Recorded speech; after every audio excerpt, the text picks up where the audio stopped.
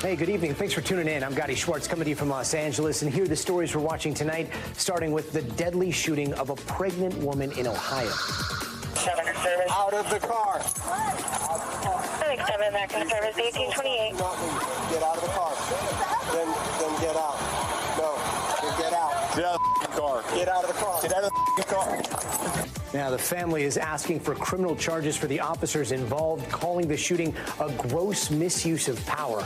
Plus, we're getting a look at the damage in Florida done by Hurricane Idalia, which is estimated to run well into the billions. Yet the people there are keeping things in perspective. You lost your home, you lost your hotel. And it is what it is. We didn't lose anybody. And a student loan payment program. Well, student loans are due once again, which means interest payments as well. We're going to tell you what, if anything, you can do about it.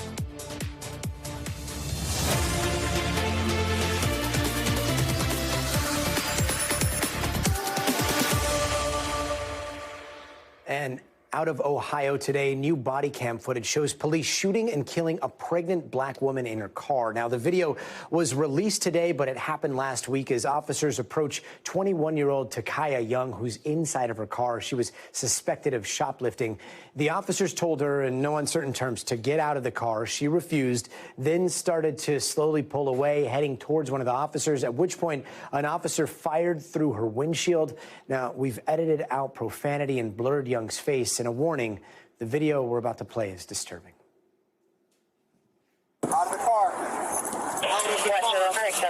Out of the car. 7, back in service, 1828. Get out of the car. Then get out. No, then get out. Get out of the car.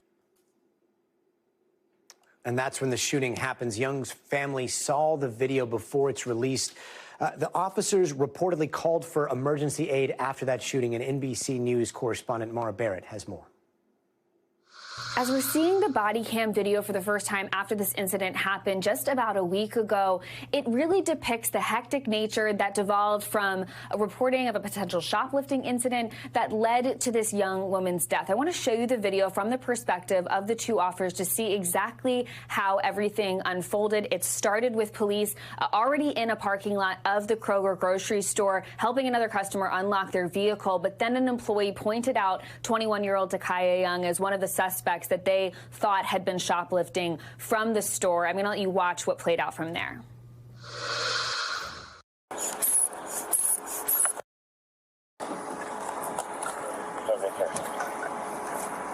Attendant 29, 3705 Managua, 3705. A female is hallucinating. Too much of a loss for 10. Out of the car. Out of the car. Out of the car. Out of the car. 7, back in service, 1828. Get out of the car. Then get out. No, then get out. Get out of the car. Get out of the car. Get out of the car. When Young makes the motion to drive the car forward, that is when the officer fires that single shot through the windshield. And you might not have been able to hear the audio there, but you can hear Young say, "What are you going to do, shoot me?" before she starts driving. And then this is what unfolded just after the shot was fired. We're going to have a 34 on the customer route. He's going to be at. We're going to have You see the officers breaking through the window to render medical aid to Young. In the moment, they were able to get a chest seal over the wound pretty quickly and transfer her to the hospital thanks to an EMS that was on scene. But unfortunately, she and her unborn baby both passed away at the hospital. Her family telling us that the baby was set to be born in November. Young also leaves behind 2 young sons. Her family, understandably devastated. They're calling this, now that they've seen the video, they say it's undeniable that her death was not only avoidable, but a gross misuse of power and authority. They're calling for what they say a swift indictment of the officer involved. And now police have also responded, calling this incident a tragedy. And we should note that the officer who fired that shot is still on administrative leave from duty. But the police department, because it's a smaller unit in the suburbs of Columbus, Ohio, they have handed over the investigation and any next steps to the Ohio Bureau of Criminal Investigation. Back to you. NBC's Mara Barrett, thanks so much. As Florida continues to clean up the damage left behind by Hurricane Idalia, the state is working around the clock to restore power for over 70,000 people that are still without electricity. Meanwhile, just ahead of President Biden's visit tomorrow, people are concerned they might not get the help they need to recover because there are already estimates that the damage from Idalia will be in the billions of dollars, which is concerning because FEMA says its disaster relief fund is already almost out of money. NBC's Guad Venegas has more from the ground in Florida. Guad? Gadi, this is one of the communities hardest hit by the hurricane. What's behind me used to be a hotel in the area. This was Tina's Dockside Inn. Tina is a woman in her 80s who's lived here for decades. She not only lost this hotel, she also lost her home around the corner. And you can see the devastation. All that's left here are these stairs made out of stone that would lead into a cottage that is no longer there. And now, of course, we have, just like in other parts, piles of debris that the neighbors have been building. This is the stuff that they're pushing out to the side, waiting for authorities to set up a trash pickup that will probably happen sometime soon, because we have these set up all around on different streets as the neighbors return and do this cleanup process. We had a conversation with Tina earlier today. Of course, as you can imagine, she's got a lot going through her mind. She's thinking about saving anything that she can, but still has a lot of difficult days ahead of her as she continues to clean up and see if she's going to rebuild. Here's Tina speaking to us earlier today. You lost your home, you lost your hotel. And It is what it is. We didn't lose anybody. You know, that's what it's all about, I guess. Now, Tina, just like other residents, are, of course, worried about their property, right? But we have other issues to deal with. Authorities here want to make sure that they restore power and water and other services as fast as possible. I was speaking to an officer earlier, a police officer, who told me that is the priority because they want to make sure that these services exist as people continue with that cleanup and then rebuilding whatever it is that they can. So there's a lot of focus on that, but there's also lots of damage. You can see some of the power lines behind me that are hanging down, utility poles that are barely standing. A lot of those have to get replaced or they have to get repaired. So this is what it's like in one of the most affected communities as the reconstruction and, of course, the cleanup continues here in Florida. Gadi? That devastation is striking. Thanks so much, Guad. And believe it or not, it looks like people living along Florida's Big Bend will be getting even more rain this Labor Day weekend. So how much rain exactly? Well, for that, let's bring in NBC's Bill Cairns, who's got the latest. Well, good Friday evening to you, Gadi, and we are watching nice conditions almost everywhere. But there's a lot of exceptions in the Southwest. That's where we've been dealing with thunderstorms, flash flooding issues, road closures, that sort of thing. And we have flash flood watches up for much of Arizona, all the way through Vegas, into areas of southern Utah, even Las Vegas now under a flash flood warning from a really strong thunderstorm that has moved right down the strip. So kind of unusual, but this is that monsoonal flow we'll get this time of year. So let's take a look at the radar. And the first thing you notice, look at all the lightning strikes on here, all these little pulsing white things. So that's a lot of moisture heading through the deserts, and that's why we're dealing with so many flooding issues. So Interstate 8, driving from California to Arizona, and also Interstate 10, you're going to have to go through these storms. That's probably some of the worst driving out there for people getting to their Labor Day weekends. And here's a little closer view of that thunderstorm that went through Vegas. It has moved out, and now it's heading to the north, but especially on the west side of town, definitely saw the heaviest rain totals. Doesn't look like anything else is heading for Vegas anytime soon. The airports, all day long, we've had minor problems and delays in San Francisco and Seattle. We're starting to clear up Seattle, so that's good. No problem there. Everywhere else besides San Francisco is green. It's been a fantastic day to be flying. New York, Chicago, Atlanta included. But because of that low ceiling and the, oh, look at that. Just like that, we just went to no delays in San Francisco. So no complaints, at least in the weather department, for anyone flying. Driving, we've also had a lot of rain throughout the southeast. Unfortunately, some of those same areas that were hit by Hurricane Idalia. So driving, especially Interstate 10, has been the worst of it. No problems East Coast, Midwest, and into areas of Texas. So here's how we're looking as far as the hot weekend goes. And the temperatures really are the big story. Record-breaking heat is returning to the middle of the country. Omaha, 97. Minneapolis tomorrow, 95. Rapid City, 100. Even Denver at 95. And this little, late summer heat wave is going to spread into the Great Lakes. Milwaukee at 92. Minneapolis could be near 100 as we go through Sunday. So it's definitely a Labor Day weekend to find the pool, the beach, the lake. And then as we slide to the East Coast, it gets a little warmer on Sunday, but then Monday looks to be the hottest day. And look at D.C., 96, 96, 93. This is going to rival the hottest period we've had all summer. And it's going to be humid, too, so the heat index will probably feel like 100 to 110. New York City, not quite as bad. Temperatures right around 90 degrees. But this is a late summer, little surprise heat for a lot of people after a couple cool nights. So the forecast for the upcoming weekend, September beauty on Saturday. Monsoon storms continue in areas of the Southwest. Sunday, we talked about the record heat. Enjoy your Sunday on the East Coast. Should be beautiful, but starting to get hot. And then we get really hot for Labor Day. So overall, I think we give this about maybe a B+ or A-, Gadi. A pretty nice looking holiday weekend forecast for everyone.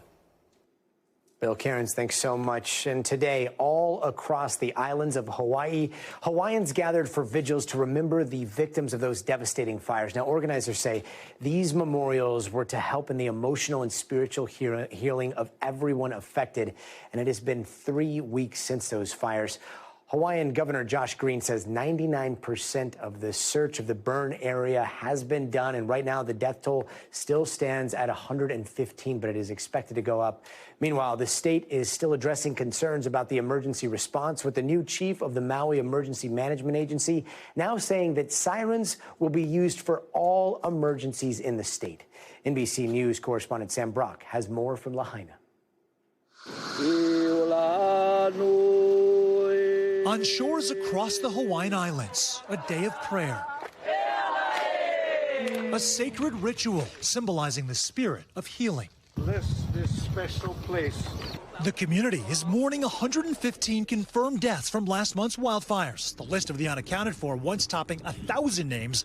Now, with most of them found, that number may fall to below 50. Pending that update, we think the number has dropped down into the double digits, so thank God. Still, questions remain. Given how much these figures have fluctuated, do you think that gives some people skepticism or doubt? I would have to say yes on that.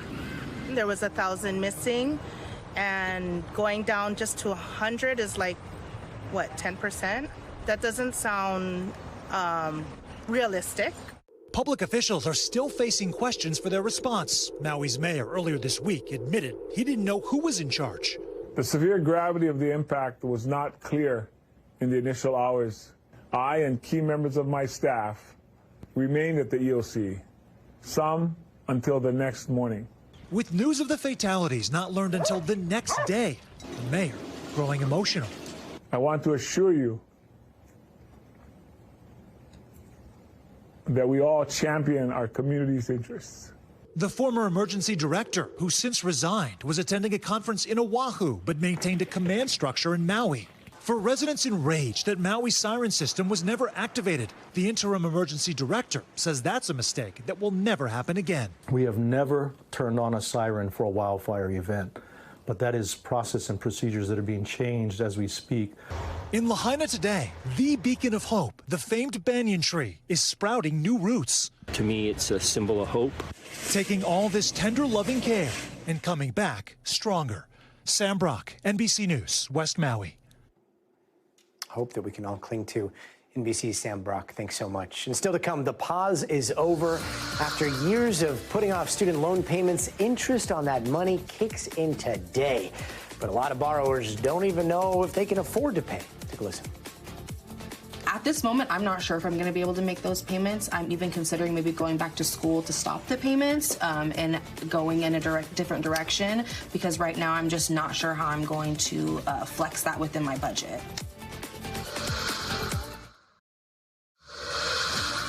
Hey there, welcome back. And here are some of the other headlines we're watching tonight. 2 former Proud Boy members were sentenced today for their roles in the Capitol attack. Ethan Nordine was sentenced to 18 years, while Dominic Pizzola was seen smashing a Capitol window with a police riot shield.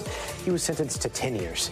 And the Justice Department says more than a dozen people nationally have been charged with threatening election workers. Earlier this week, a man in Arizona was given 2.5 years for threatening to lynch and hang an election official. And just yesterday, 2 men pleaded guilty in Arizona and Georgia in separate cases. And a possible road rage shooting in Colorado took a chaotic turn, leaving 8 people hurt. Now, police say there might have been some sort of shootout between one car and another, which caused a crash, with that car catching fire. And apparently the ambulance showing up to the scene also caught fire. Police say no one was shot, but the suspect escaped. And an MS-13 gang member pleaded guilty yesterday for his role in the murders of 4 people back in 2016, including 2 teenage girls on Long Island, New York. Now, the teens were attacked with a machete and baseball bats by a group of gang members. And an update on the UFO front. The Pentagon might be making it easier to head down the whole "Are We Alone?" rabbit hole. It launched a new website to access declassified information about UFOs, and there's a handful of videos like this one right here, captured by a Reaper drone over the Middle East, showing some sort of metallic orb floating over the desert that they still can't figure out. Now, eventually, on that website, there's going to be a section where the public can file their own report. So if you've also seen something flying in weird ways up there, who knows? Maybe they'll listen. And for the first time since the pandemic, federal student loan interest is kicking in for millions. This comes after the Supreme Court blocked the White House's plans to forgive some student loan debt. But that has not stopped the Department of Education from finding other ways to give borrowers some relief. NBC News correspondent Shaquille Brewster explains. Good afternoon. Well, yeah, it's been a roller coaster of emotions for many of these borrowers. At least that's what they've been telling me. Bottom line here is that for tens of millions of Americans who have student loan balances, they need to start making payments within the next 30 days. But because of an action the administration took in April of last year, there are hundreds of thousands of people who have a new balance, $0.00. Everything says paid in full. The relief and celebration came in a flurry. I've been paying on student loans for 38 years. Zero balance. I am thankful for the Biden administration finally coming through. The Biden administration wiping away $39 billion in student debt. To see zero, I'm used to seeing zero on my checking account, not my student loans or a credit card or anything like that, so it's shocking. After more than 20 years of payments, Sarah Walsh's $40,000 balance gone overnight. How? The Education Department just did a one-time adjustment to fix errors with some programs that forgive loans after decades of monthly payments.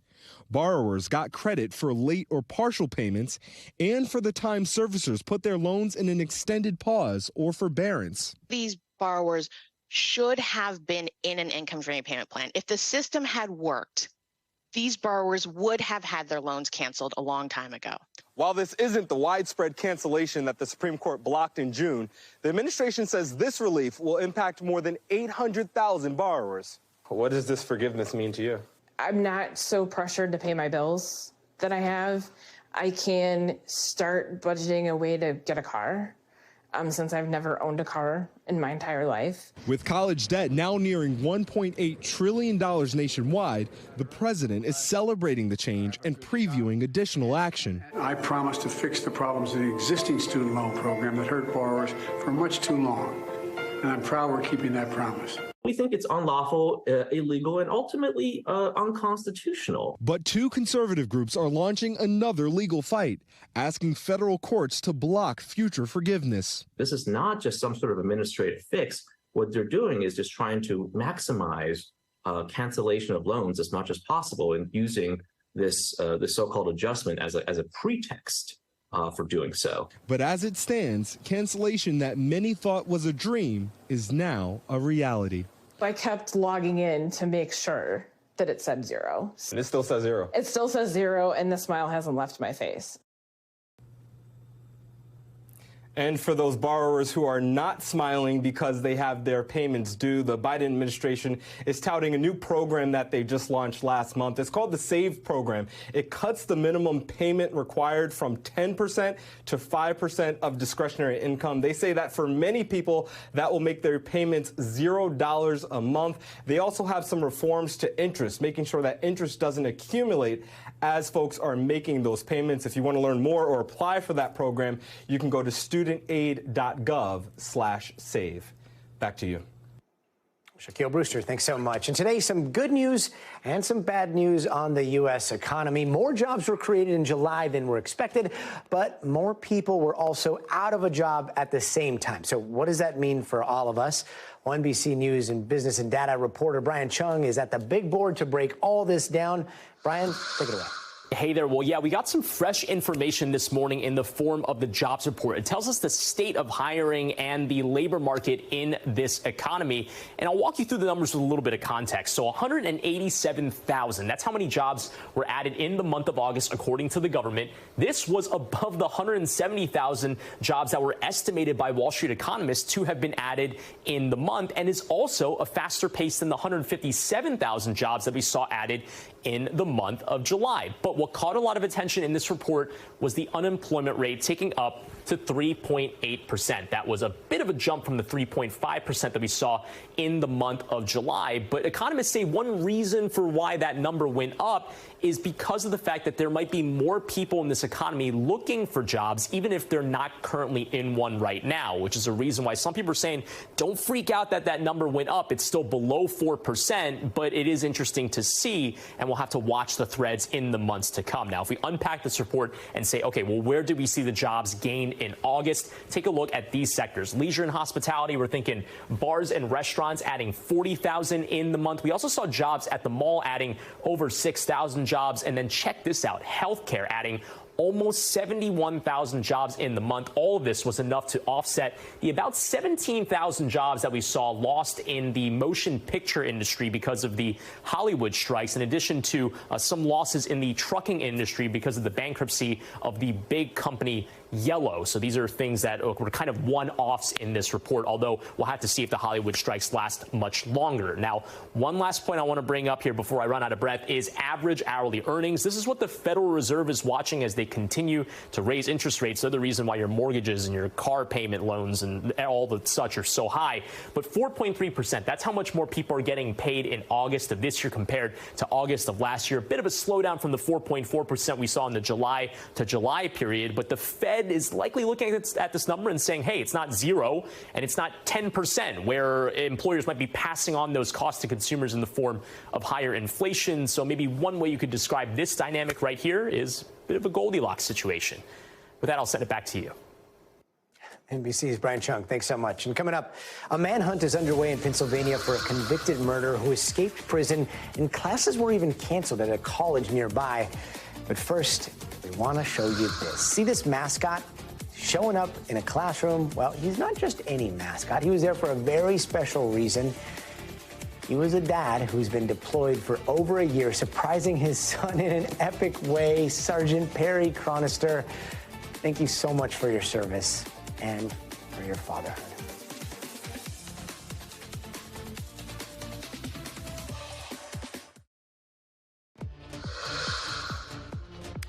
Hey there, welcome back. And here are the headlines that we're watching tonight. The biker bar in Orange County, California, where that deadly mass shooting happened last week, has reopened today.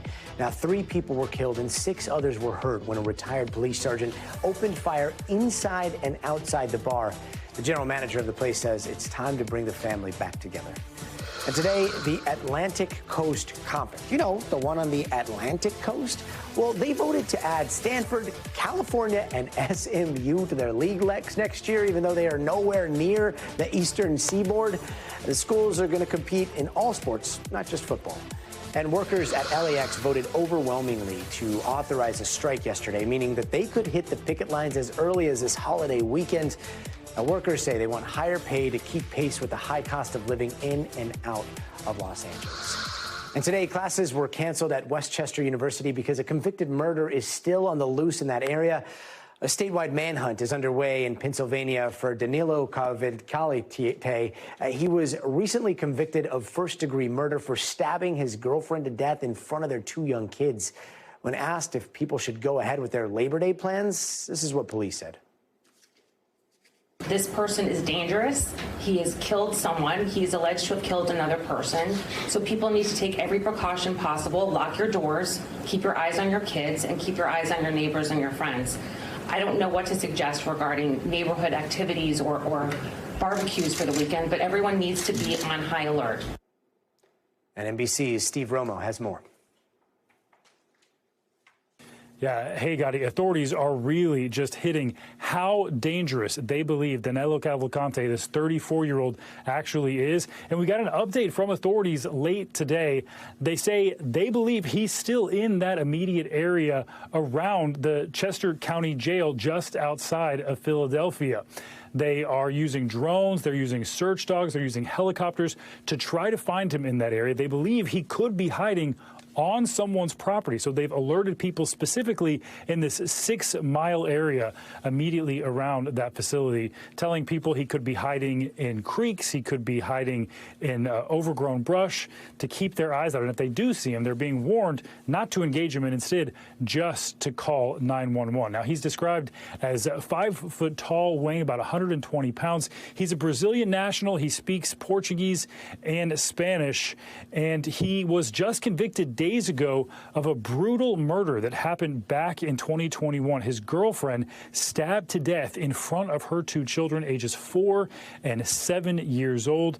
Now, authorities believe that he's likely traveling south, hoping to get to Mexico in order to evade them. And as for how he escaped in the first place, that's a bit of a mystery. Reporters asked authorities yesterday and again today in this press conference to try to find out exactly how he was able to get out of the facility, and they're not answering any questions about that. Instead, they're just emphasizing how dangerous they believe he is. They also mentioned he's wanted for murder in Brazil. There's a warrant for him by Brazilian authorities for a different murder in that area. They say he has a history of domestic violence and potential gang involvement, and they're urging anyone, if you see him, not to engage and just call them. Gadi? Very alarming. Steve Romo, thanks so much. And NBC News is out with exclusive reporting about the crisis at the southern border. Hundreds of U.S. troops will stay there until at least the end of the month, even though their mission was supposed to come to an end at the beginning of August. NBC's Courtney Kuby has more on why their deployment has been extended. Secretary of Defense Lloyd Austin has extended the deployment of about 400 U.S. troops who are currently assigned to the southern border of the U.S.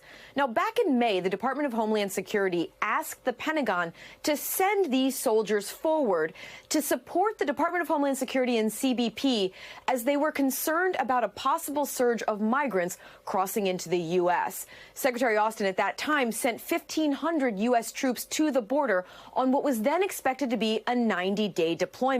Well, fast forward into August, Secretary Austin brought about 1,100 of those troops home, but extended 400 of them, saying that they would be there until at least August 31st. Now he's extended them for a second time, and this comes amid a debate here in the Pentagon about whether those troops should be actually brought home now. We're told, according to a number of defense officials, that in fact, despite the fact DHS wanted the troops to stay there, uniformed U.S. military officials here in the building recommended to Secretary Austin not to extend their deployment a second time.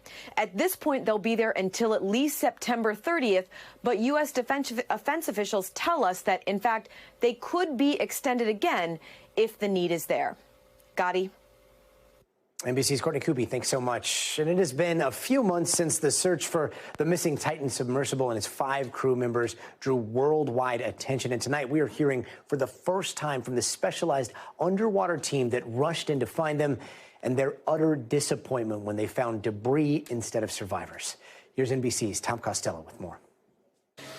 Outside of Buffalo, the special underwater ROV team that rushed to find the missing submersible Titan. We actually descended at a faster rate than we normally. Every minute was counting. And the 5 men who went missing on Father's Day while descending 2.5 miles to see the wreck of the Titanic. These guys were explorers and entrepreneurs in many ways, so brethren in lots of ways. That was our whole focus, was going and finding these guys and rescuing them. The Pelagic research team told Sky News they didn't know yet the Navy had detected sounds of a possible implosion. We knew that they had, if they were there, they had a certain amount of air to breathe, and we had to beat that clock. Their equipment was rushed to Canada, then out to the missing sub's last known location. We were always thinking about the crew of the Titan. We were always thinking about the families. As the world held its breath, hoping for signs of life, the Pelagic team dropped their heavy lift ROV into the water. The time was getting tight. Everything had to be right. We had one chance. But the moment the drone reached the ocean floor, its camera spotted the debris field, just 1,600 feet off the bow of Titanic. There were no survivors. A combination of, profound disappointment. We'd spent 4 or 5 days to that point of expecting to go down there and perform a miracle up until we found out otherwise. We were planning on rescuing some people off the seafloor. The U.S. Coast Guard opened a Marine Board of Inquiry looking into the cause of the implosion and tells us it is still in the process of gathering evidence. Tom Costello, thanks so much. And some 95 million Americans will be hitting the road this long weekend, capping off the third busiest holiday travel weekend of the year. And NBC's Emily Akeda has more about this very busy summer of travel. The last big getaway of the summer is here, capping off a record-breaking season for air travel, marred by a series of close calls. The latest coming today at Reagan National Airport, when an air traffic controller canceled a Delta flight's landing because another aircraft was still taking off from the same runway. The FAA now investigating. We've seen a noticeable increase in serious close calls, and the only acceptable number of these is 0. Though Transportation Secretary Pete Buttigieg also pointing out passengers are facing fewer cancellations than earlier this summer and last year, when air travel was bogged down by bad weather, air traffic delays, and staffing shortages. The cancellation rate so far in 2023 is at 1.6%, which is a full percentage point better than last year. TSA screened a record 227.5 million passengers since Memorial Day weekend, and airports are bracing for another 14 million over the next few days. I have never seen a line at an airport this long, literally in my entire life. From flights to hotels, rental cars, and cruises, bookings are up within the U.S. and abroad, with a stunning 95 million crisscrossing the country. The rush driving backlogs around major cities, and this deadly tractor-trailer crash on I-81 in Maryland. Then we're actually going to go back on Sunday, so we're not dealing with the Monday traffic. Avoiding long lines in this blockbuster summer of travel. Emily Ikeda, NBC News, Newark, New Jersey. Emily, thanks so much. And coming up, it looks like Ukraine is making a major breakthrough in the war. So is this momentum here to stay? That's coming up next, so stay tuned.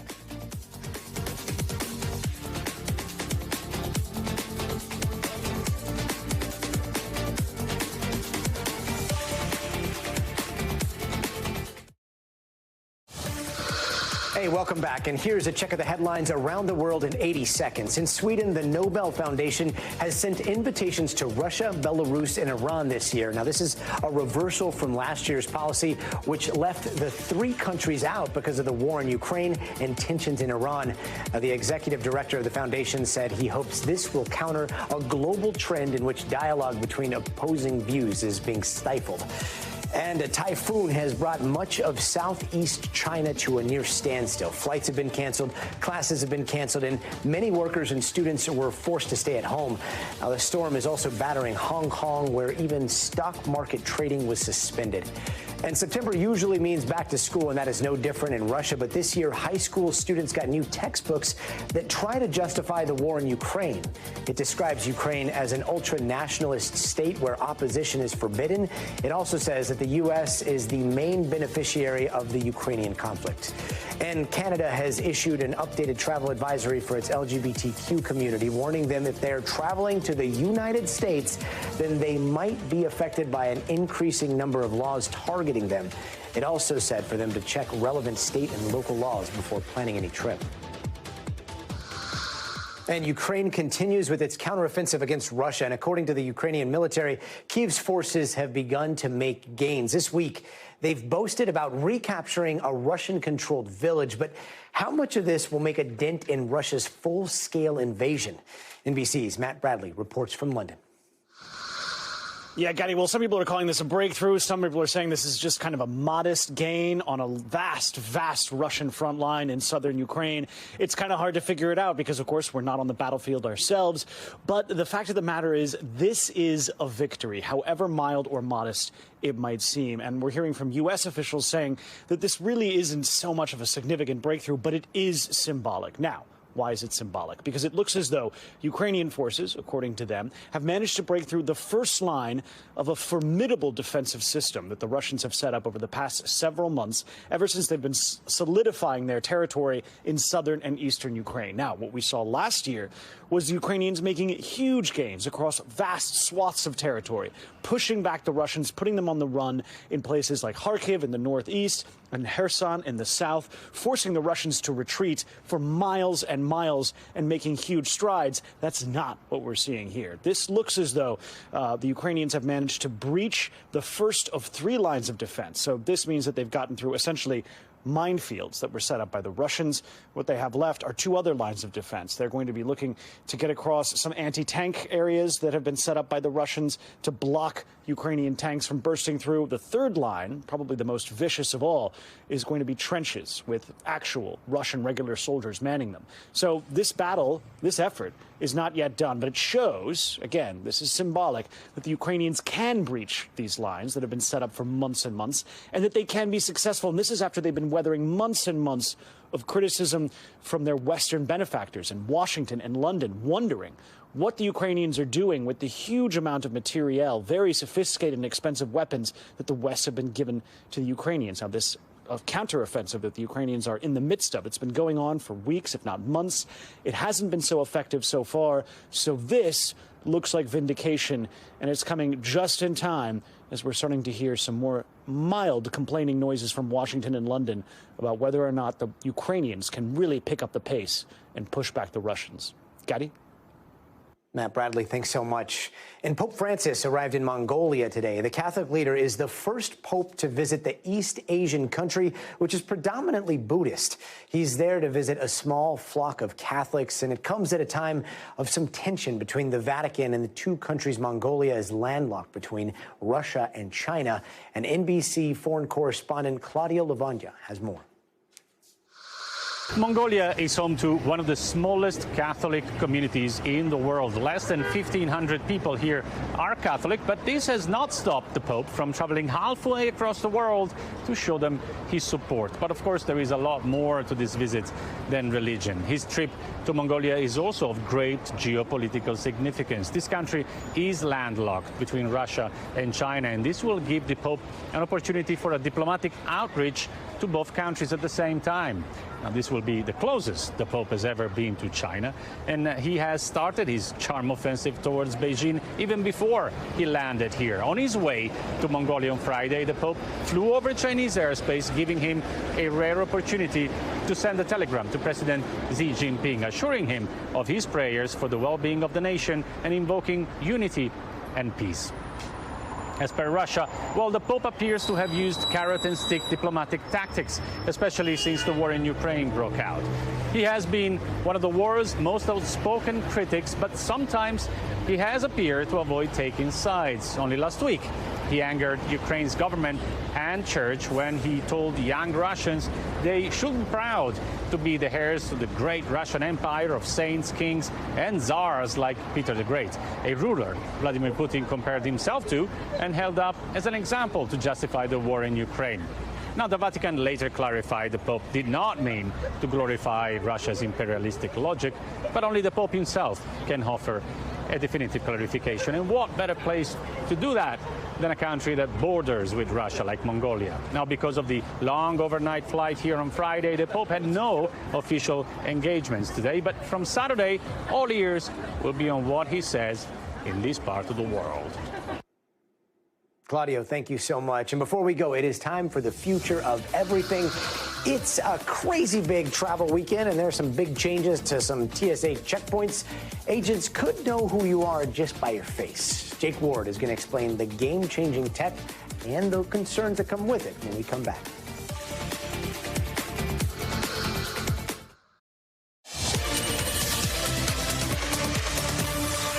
And tonight on The Future of Everything, if you are flying this Labor Day weekend, there is a chance you might see some changes at the TSA checkout line, where some places are rolling out a system they say speeds up those security lines, of course, using AI to scan your face in less than a second to see if it's actually you that's on your ID that you're supposed to slide into a slot machine.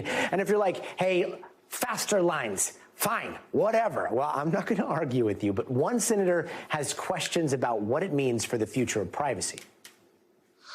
This is just a first step towards essentially Americans being tracked in a massive way in a surveillance state. And NBC News technology correspondent Jake Ward joins us at San Francisco International Airport. Jake, this feels like deja vu. We literally talked about biometric data and how it could be used in our daily lives yesterday. So, Jake, what do we know about TSA's new face scan program? Are they running your face through like this massive government database, or are they just matching it to your ID? How does this work? Well, in theory here, Gadi, what we're talking about is a system in which instead of just having a human look at your ID and then compare it to the face they see in front of them, you would instead put it into a system that would do facial recognition through a camera and a scanner in front of you. It's something that's being piloted both here in San Francisco and at 26 other airports across the nation.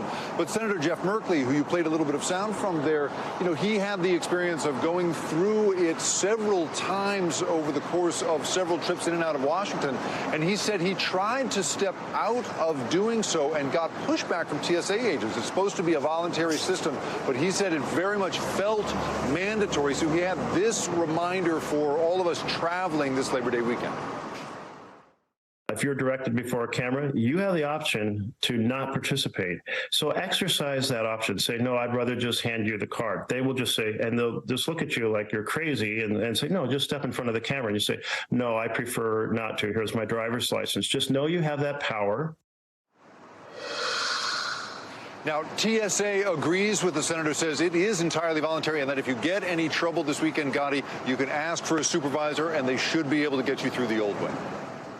Jake, I don't know if I feel comforted by the idea that, like, if there is this AI database, it wasn't flagging like, hello, this is a senator, to follow standard operating procedure there. I do have to say, this feels so much like, yeah, I have privacy concerns, but also I have to catch my flight, which very much feels like the whole tech conundrum we're always facing. Who, other than the senator, is fighting these privacy fights that someone might want to pick, but also, like, has to live modern life? Well, this is sort of the thing. I mean, when I spoke to TSA about this program, I mean, my first question for them was, what problem is this solving? What's wrong with the old system in which a human checks your ID? Here's how they responded. It's not very secure, to be honest with you. Machines do it much better than the humans do, and there's multiple studies out there that prove that. It also enhances the passenger experience, too. Now, TSA is saying essentially that this database, the image will never really leave the checkpoint, that it gets erased immediately after you leave. And again, they remind us all that it's voluntary. They say, meanwhile, that the old system of a human looking at your face, that was about 80% accurate. They say with facial recognition, it's 99% accurate and gets us through much faster. So as you say, some might say, what's the big deal here? Enhances the customer experience? Well, we'll see. I gotta say, though, we have seen some rollouts of some pretty janky facial recognition systems in the past that had trouble with people, for example, with darker skin tones. Does this have the same type of problems? Well, this is the thing, right? We spoke to the ACLU about their view on this, and they made the very good point that, like AI and so many systems across American life, especially as technology takes more and more hold of our lives, it doesn't work equally well for everyone. Have a listen. I'm reminded of Portia Woodruff a black woman who was 8 months pregnant, who was misidentified in February of this year by facial recognition technology, and she was arrested as someone suspected of a carjacking. Portia is the 6th known person, all of whom are black, to be wrongfully arrested based on a false facial recognition match. Now, again, TSA here says that they are not keeping your data, they are not sharing it with any other agencies, and that this is entirely voluntary. If you're traveling this weekend and you feel at all uncomfortable about it, you can absolutely opt out, Gadi. Good reminder there, Jake. Thanks so much. And the summer heat has been absolutely brutal this year, which put a huge demand on electricity, especially in places like Texas, where they were able to still keep the lights on and the air conditioners running. And the reason why? Renewable energy. NBC correspondent Priscilla Thompson has that story. In Kaufman, Texas, next to one of the oldest crops in our nation, a new harvest is on the horizon. Texas is the biggest oil-producing state in the country, but you might be surprised to hear it's now also a big leader in renewable energy. When people ask me what I do, I love to tell them that I'm a farmer. And then, a lot of times that prompts the question, well, what do you farm? And I say, the sun. David Fulkerson manages this nearly 1,200-acre Enel Green Power solar farm near Dallas. How many homes can this operation power? So we can produce up to 180 megawatts, which is about 36,000 homes. The Lone Star State is now the leading producer of wind energy in the U.S. and second only to California in solar energy. Over the past decade, wind energy production here has increased by more than 234%. Solar by nearly 14,000%, and it's expected to double again in the next 2 years. So what's fueling the growth here in Texas? So many people are moving to Texas, which gives easy expansion for solar and wind. Texas runs its own power grid with lots of flat, windy, sunny land and federal tax incentives, experts say, making it ripe for a renewable energy boom. How important is renewable energy in Texas? And that grid diversity is what prevents outages and loss of power for people's homes. Crucial during this summer of unrelenting heat, which fueled historic demand on the Texas power grid, setting 10 all-time high records since the final days of June. Despite the unprecedented demand, Texas hasn't experienced widespread outages, which hasn't always been the case. Millions of Texans are in their homes without power, and it is very cold there. So what's changed? Since the winter freeze in 2021, the power grid has been winterized, and more wind and solar farms have opened shop. The solar panels help capture the power, but it's really the battery storage system that can be one of the last lines of defense against a possible power grid failure. Texas is in much better position now than it was a couple years ago, but we always have risk. Dr. Michael Weber is a professor of energy resources and studies clean energy policy at UT Austin.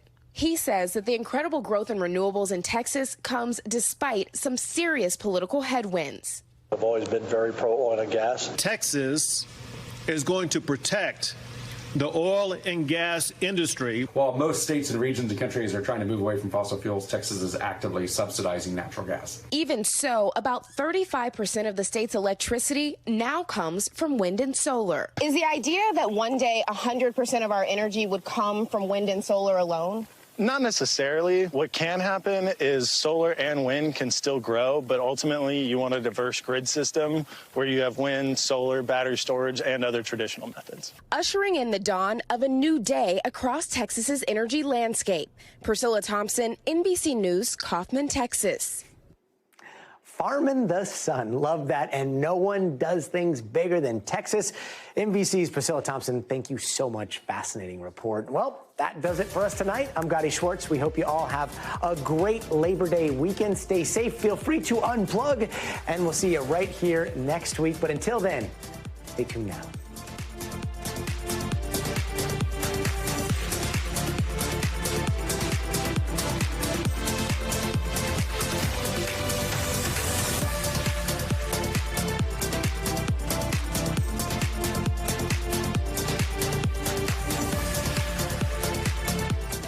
Thanks for watching. Stay updated about breaking news and top stories on the NBC News app or follow us on social media.